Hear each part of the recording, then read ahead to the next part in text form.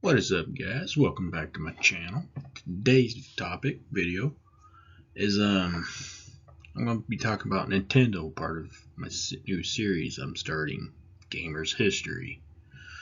As you can see in the subtitle here, they was a card company. Well, turns out yes they were. And in today's video, I'm going to look at what kind of cards they had throughout the years. Let's get started. Well, back in 1889, September of 1889 to be exact, Fujioyo Yamauchi founded Nintendo Kopai. I butchered the hell out of that, so I hope I'm not the only one that's ever butchered his name, but I know I butchered it. Produced a card game called Hanufuda or Hanafuda. Yeah, I'm butchering that too, I know. Sorry, I don't speak Japanese. I like anime though. Which apparently translates to something to do with heaven. Let's take a closer look at this game. This could be interesting. This is a Hanafuda card deck. Now, it looks very complicated at first, and apparently it represents the 12 months of the year and the 4 suits. The main object of the game is to, well, win.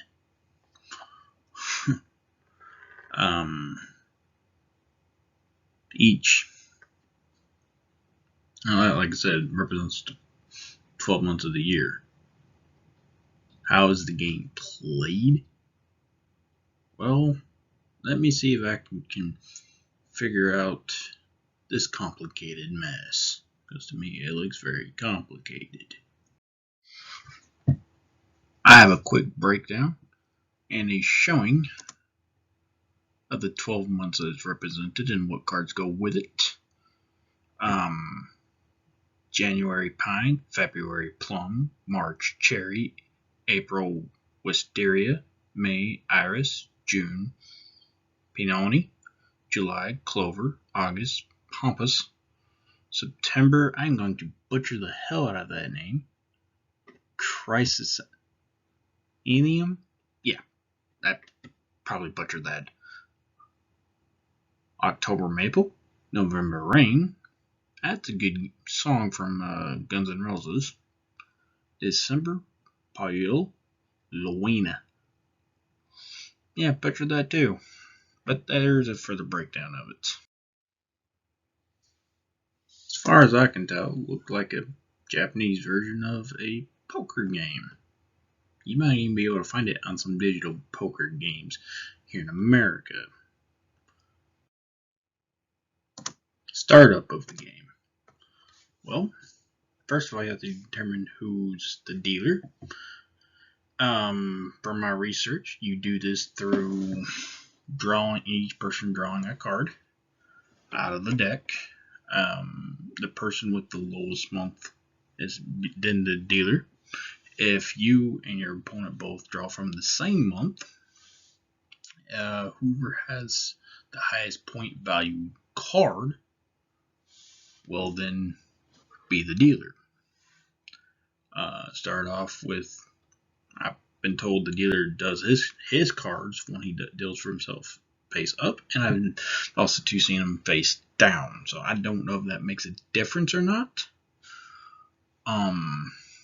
I personally have never played the game. And then 8 cards in the middle, and your opponent 8 cards. Their cards, from what I can see, regardless of how the dealers are going to be face down, and the object is to match cards. Let me see if I can explain this. Now that you've been dealt your hand, let's talk about playing the round. I'm going to talk about playing the round, and then I'm going to get back to history of these cards being from Nintendo. As far as I can tell, you can still buy these cards today, although not their sole purpose. Anyway, let me look at my iPad here and read off my notes, because I've got a lot. Let's get started. Each round the player tries to match cards from their hand to what's on the table to the same suit. For example, if you want to obtain the crane card, you must have one of the pine cards. Once this is done, you may lay your cards down accordingly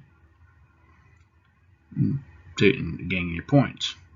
If you do not have any matches, a card must be drawn from your hand and discarded.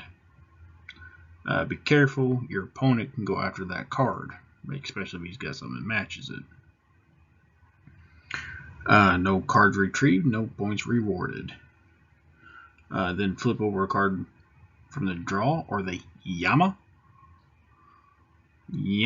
pile. And if it matches something that's on the table, you may take it and add to your points. If not, leave it face up.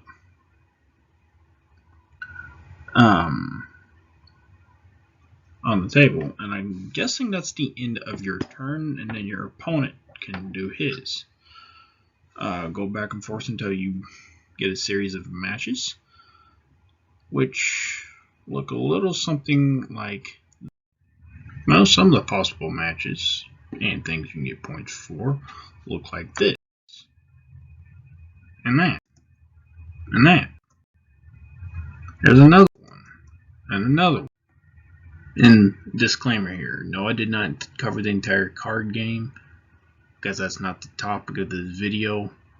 I did not show all the different potential matches, because that's still not the topic of this video. The topic was the history. I just thought I'd give you guys a brief, yes, it was a little bit longer than brief, part of the card game itself. So let's get back to the history.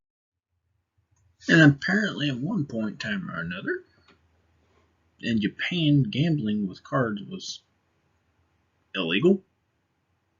Maybe it's still illegal. I don't know. I don't live in Japan. And these cards helped with gambling. Well, yet still be illegal. They were high quality cards. They didn't have numbers or faces on them, like the Western 52 decks did at the time. So yeah, apparently they were involved with some gambling at some point.